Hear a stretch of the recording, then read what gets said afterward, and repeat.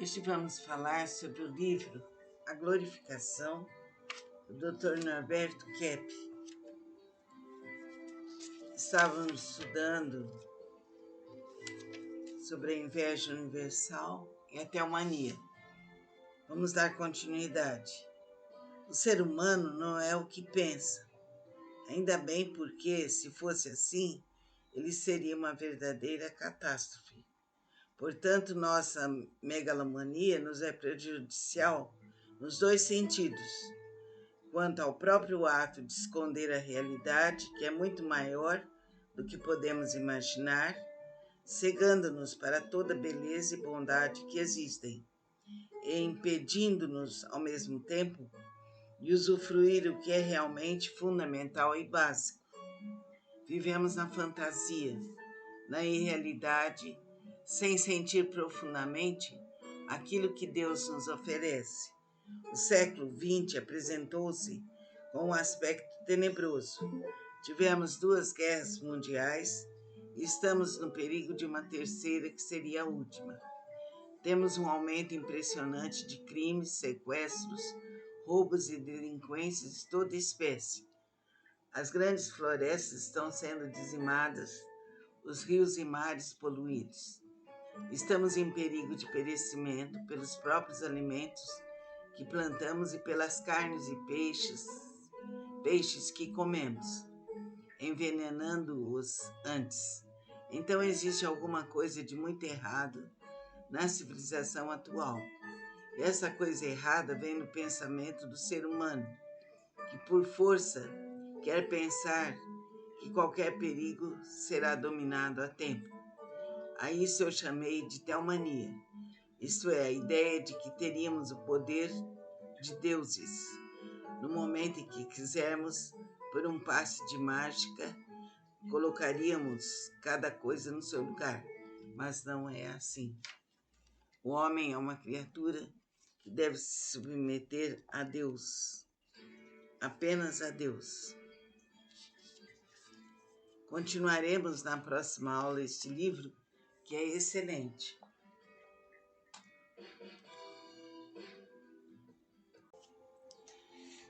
Hoje vamos falar sobre o livro A Glorificação, do Dr. Norberto Kepp. Estávamos estudando sobre a inveja universal e a teomania. Vamos dar continuidade. O ser humano não é o que pensa. Ainda bem porque, se fosse assim, ele seria uma verdadeira catástrofe.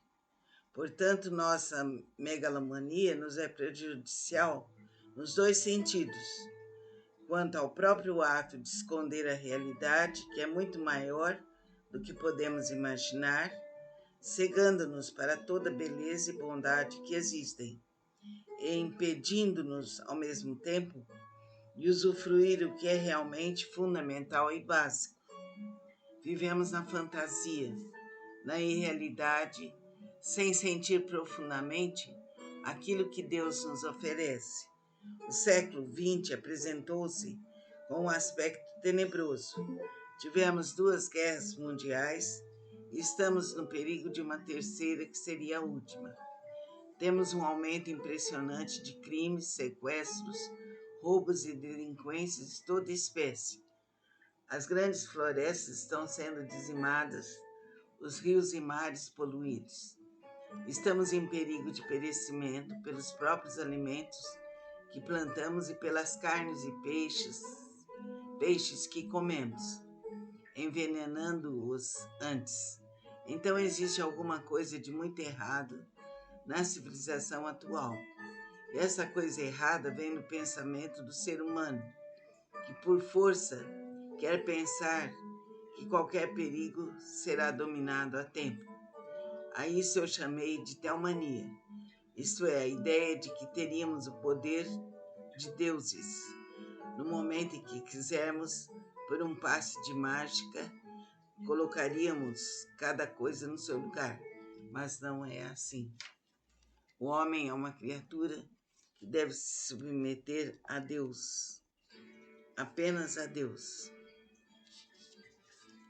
Continuaremos na próxima aula este livro, que é excelente.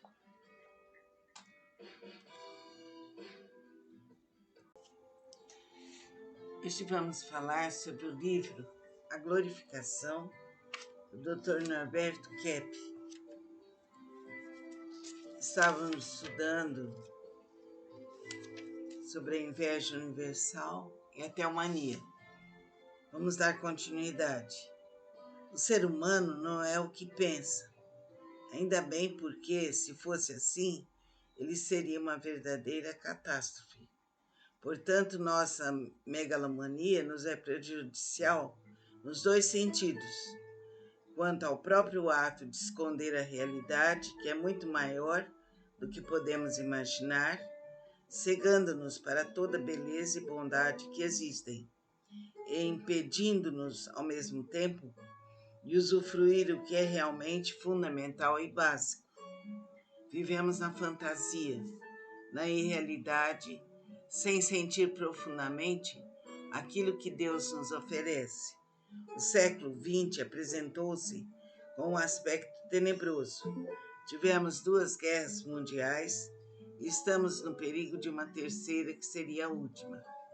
Temos um aumento impressionante de crimes, sequestros, roubos e delinquências de toda espécie. As grandes florestas estão sendo dizimadas, os rios e mares poluídos. Estamos em perigo de perecimento pelos próprios alimentos que plantamos e pelas carnes e peixes que comemos, envenenando-os antes. Então existe alguma coisa de muito errado na civilização atual. E essa coisa errada vem no pensamento do ser humano, que por força quer pensar que qualquer perigo será dominado a tempo. A isso eu chamei de teomania, isto é, a ideia de que teríamos o poder de deuses. No momento em que quisermos, por um passe de mágica, colocaríamos cada coisa no seu lugar, mas não é assim. O homem é uma criatura que deve se submeter a Deus, apenas a Deus. Continuaremos na próxima aula este livro, que é excelente.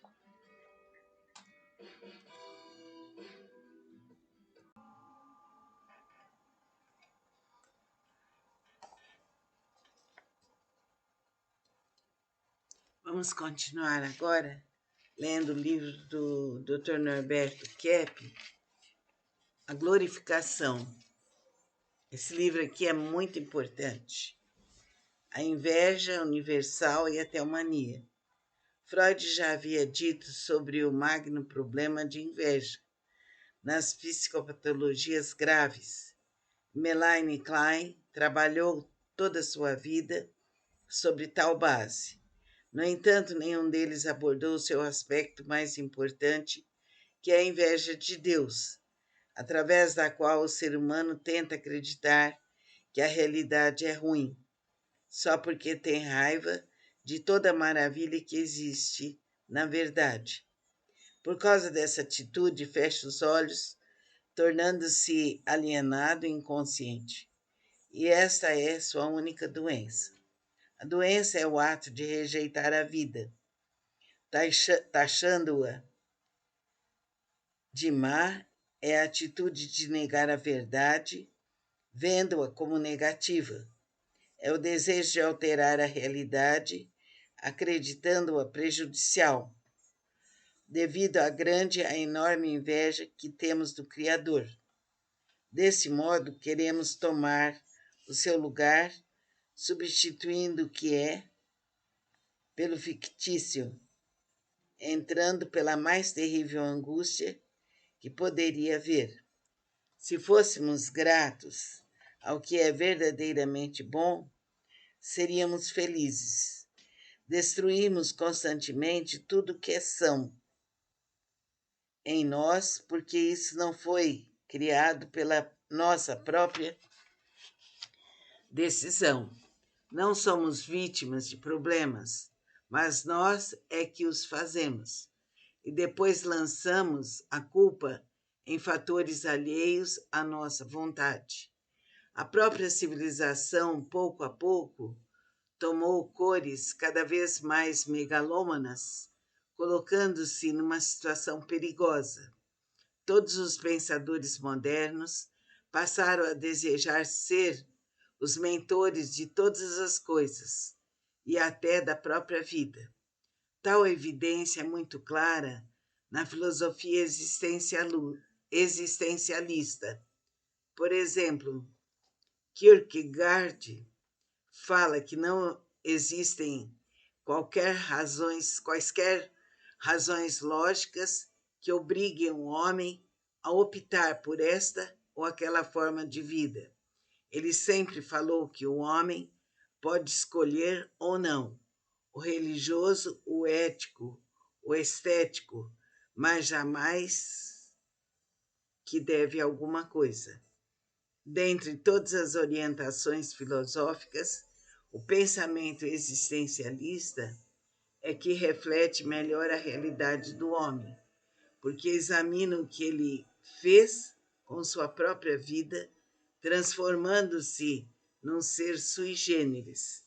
Sabemos que o Criador tem sua essência identificada com a existência, porém o ser humano adotou uma conduta, às vezes totalmente diversa, de sua própria realidade, de sua realidade essencial.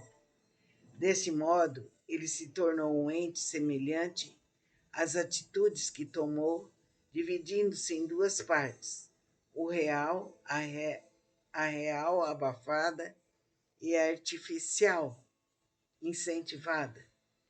Este é o motivo da formação de sua patologia. Então, em duas partes, a real abafada e a artificial incentivada. Este é o motivo da formação de sua patologia. Soren Abie Kierkegaard diz que o núcleo da existência humana não depende do que ele compreende ou quer, mas do que escolhe. E tal orientação foi aceita pelos outros pensadores como Martin Heidegger e Sartre. A humanidade praticamente divide-se em dois grupos: os que se fecham dentro do seu mundo megalômano, tentando criar um tipo de existência totalmente pessoal, e aqueles que procuram ligar-se à realidade já existente.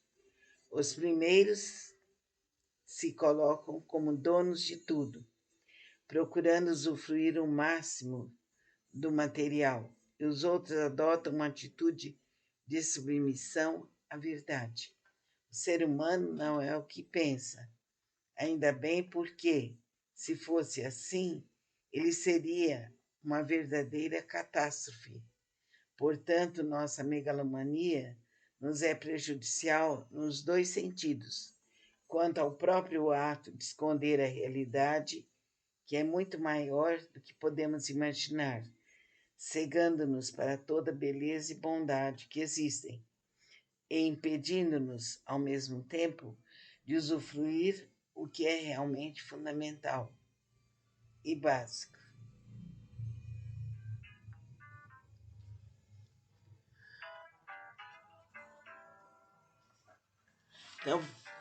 Então vamos refletir sobre isso, estudar avidamente todo esse texto. Amém. Vamos dar sequência ao livro do Dr. Norberto Kepp, A Glorificação. O histórico de hoje é Inveja Universal e Teomania. Freud já havia dito sobre o magno problema de inveja nas psicopatologias graves, e Melanie Klein trabalhou toda a sua vida sobre tal base. No entanto, nenhum deles abordou o seu aspecto mais importante, que é a inveja de Deus, através da qual o ser humano tenta acreditar que a realidade é ruim, só porque tem raiva de toda a maravilha que existe na verdade. Por causa dessa atitude, fecha os olhos, tornando-se alienado, inconsciente. É esta a sua única doença. A doença é o ato de rejeitar a vida, taxando-a de má.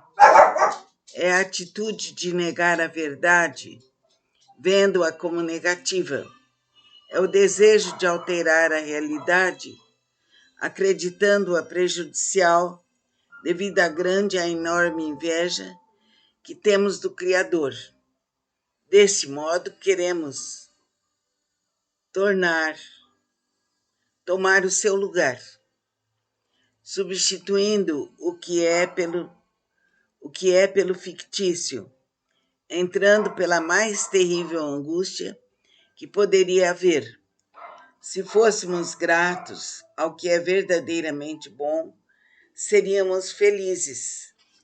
Destruímos constantemente tudo que é são em nós, porque isso não foi criado pela nossa própria decisão. Não somos vítimas de problemas, mas nós é que os fazemos. E depois lançamos a culpa em fatores alheios à nossa vontade.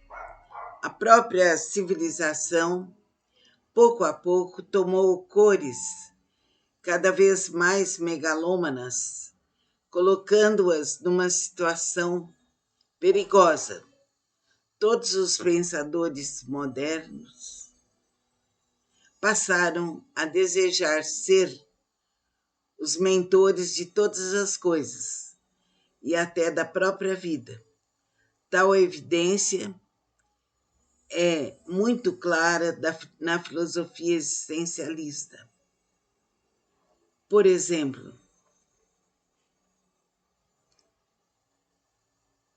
Kierkegaard fala que não existem quaisquer razões lógicas que obriguem o homem a optar por esta ou aquela forma de vida. Ele sempre falou que o homem pode escolher, ou não, o religioso, o ético, o estético, mas jamais que deve alguma coisa.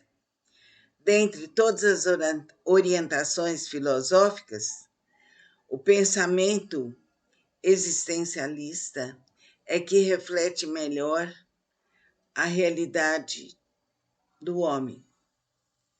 Porque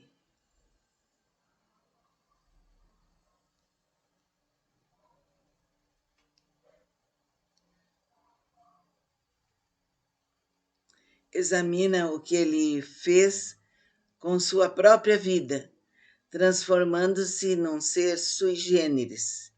Sabemos que o Criador tem sua essência identificada com a existência, porém o ser humano adotou uma conduta, às vezes totalmente diversa, de sua realidade essencial.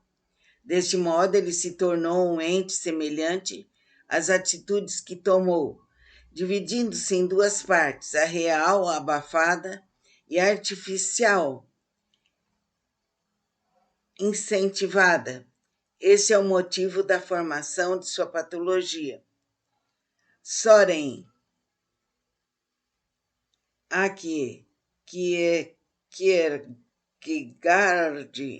diz que o núcleo da existência humana não depende do que ele compreende ou quer, mas do que escolhe. E a tal orientação foi aceita pelos outros pensadores, como Martin Heidegger e Sartre.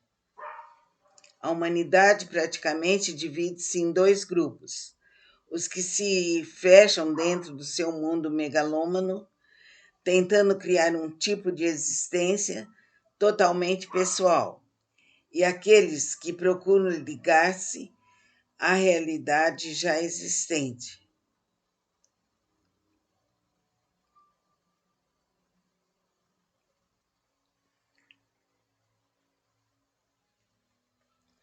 Os primeiros se colocam como donos de tudo, procurando usufruir o máximo do material.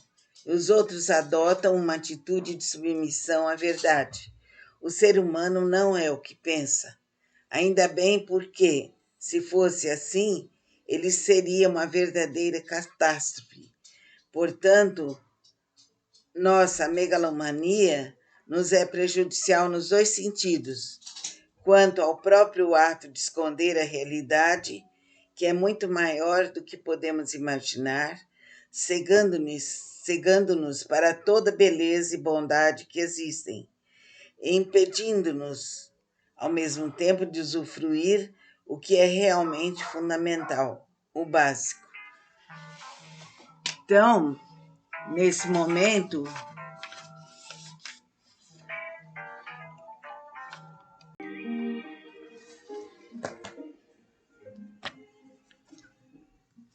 vamos continuar o livro do Dr. Norbert Gepp,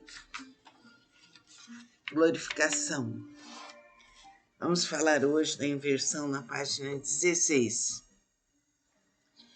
No ano de 1977, depois de imensas dificuldades no trato dos indivíduos em psicanálise, comecei a notar um fator que se tornou fundamental na percepção da atitude neurótica, o processo de inversão. Desde que nascemos, iniciamos um processo de entrar em contato com o mundo e todas as suas coisas em uma sequência limitada. A isso podemos dar o nome de revelação, que é praticamente o centro de toda a existência.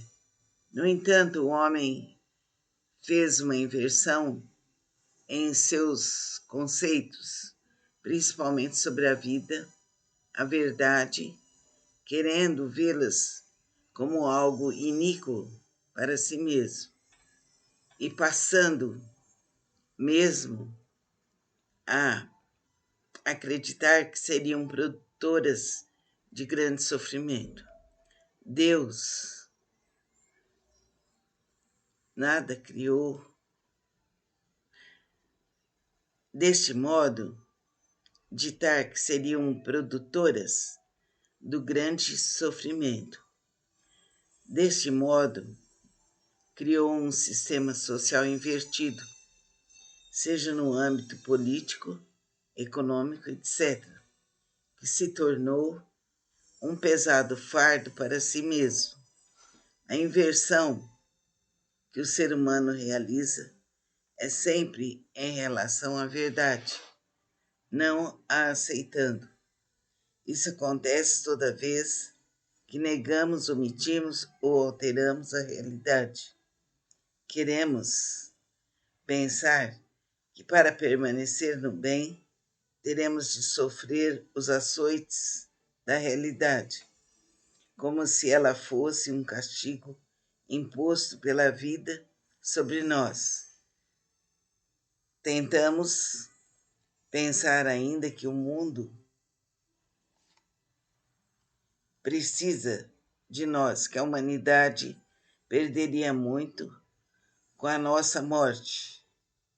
Nero, que até o próprio Criador se beneficia com a nossa existência. O primeiro passo para a percepção da origem da psicopatologia foi o fato da inversão psicológica, através do qual tentamos colocar tudo ao contrário em nosso interior.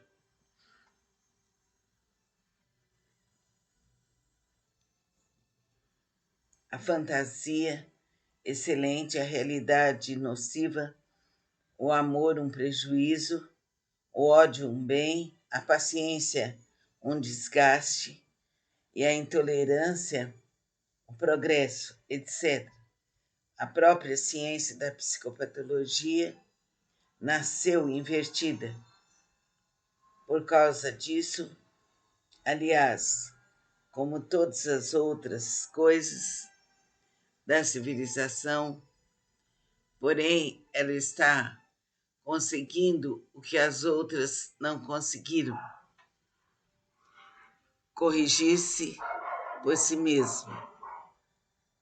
Sigmund Freud não falou que o mundo está de pernas para o ar? Em meus trabalhos psicanalíticos, tenho chegado a conclusões até opostas de Freud.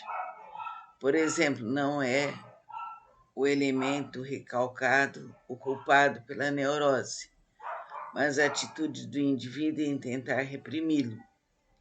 Não é um inconsciente que nos causa as perturbações, mas nossa conduta em esconder a consciência.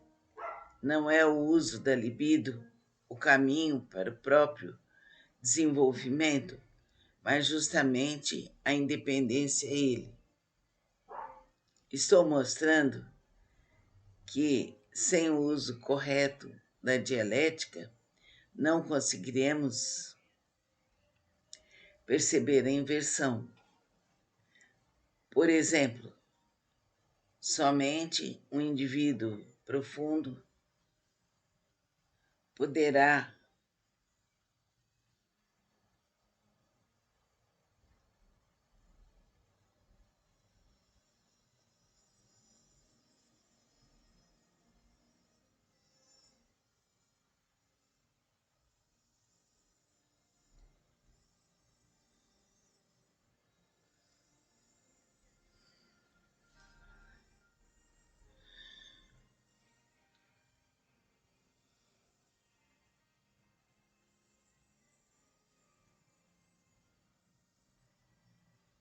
Estou mostrando que, sem o uso correto da dialética, não conseguiremos perceber a inversão. Por exemplo, somente um indivíduo profundo poderá notar sua superficialidade, assim como só aquele que é mais são é que verá sua insanidade.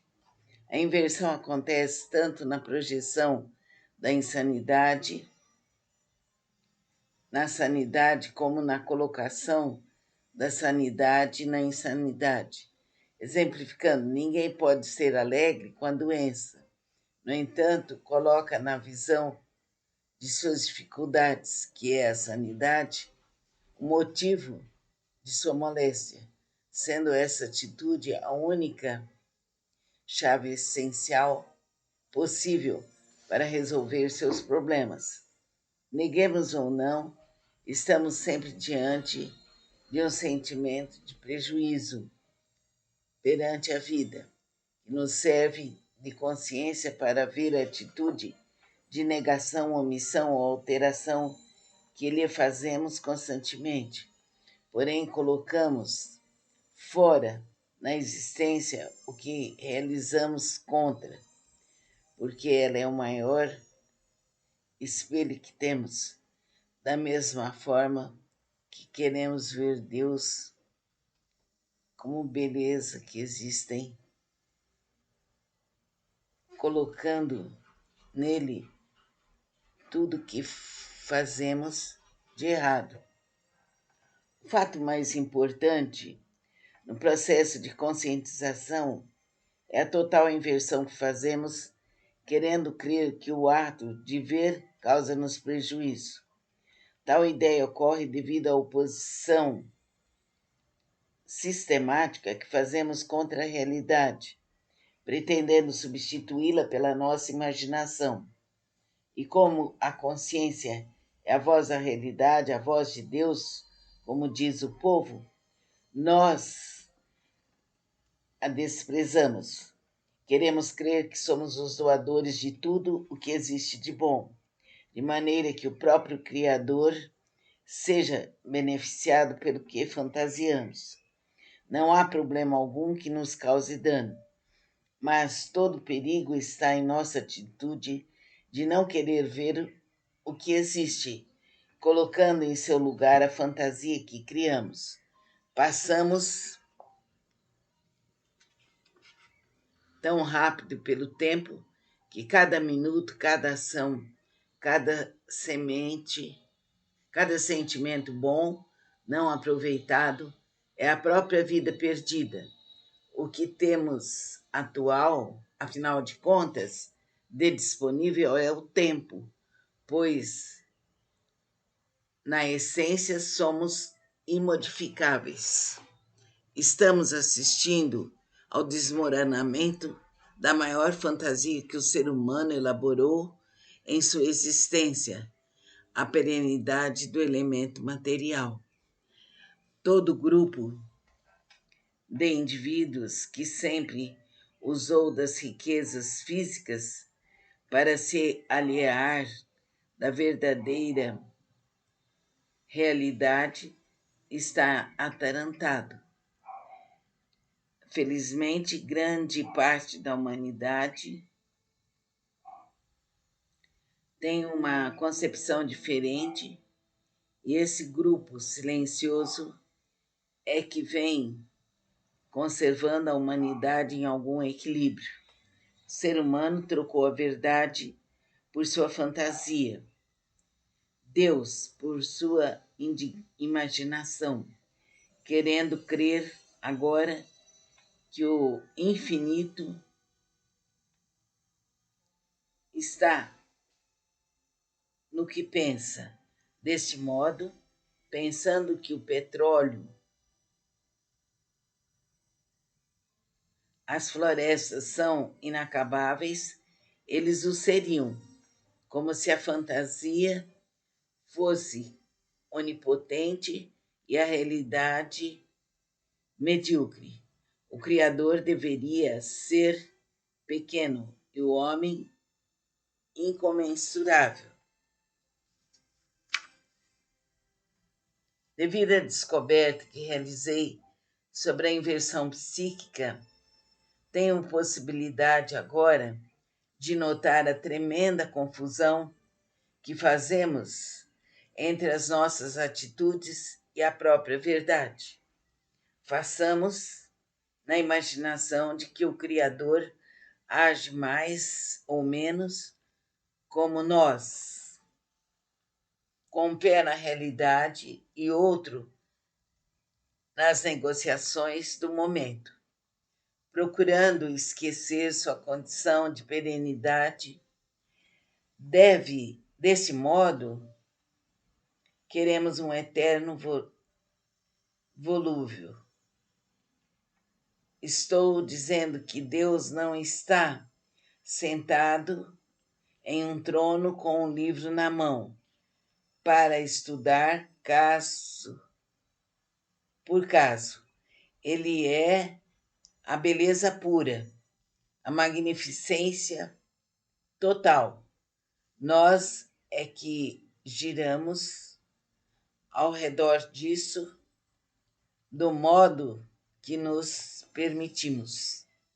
O processo psicológico, denominado projeção, explica um fenômeno curioso: a colocação de Deus nas instituições como se ele lhes tivesse dado exclusividade.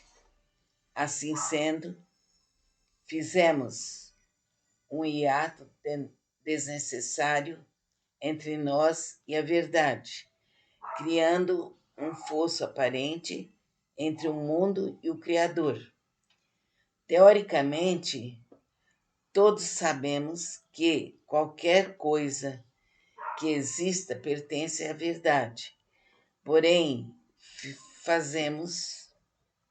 fizemos uma divisão imaginária entre o universo divino e o humano, exatamente como dividimos o próprio interior, doando um ao Criador e outro à nossa imaginação. A verdade, sendo tão magnificente, jamais deveria ser abandonada, se não tivéssemos feito a inversão, vendo-a como mentira. Dessa maneira, quando vemos as igrejas vazias, podemos desconfiar de que está havendo qualquer erro grave de percepção por parte tanto dos seus pastores como dos fiéis. Eu acredito que seja a consideração errônea que fazemos do Criador. Deus é visto como um colega, com o qual conversaríamos depois da morte, esperando uma barganha a respeito de nossos atos, como se fôssemos deuses também, e não queremos perceber que tudo foi resolvido aqui e por nós mesmos. O que o ser humano aprecia, o que ele aprecia mesmo é a realidade.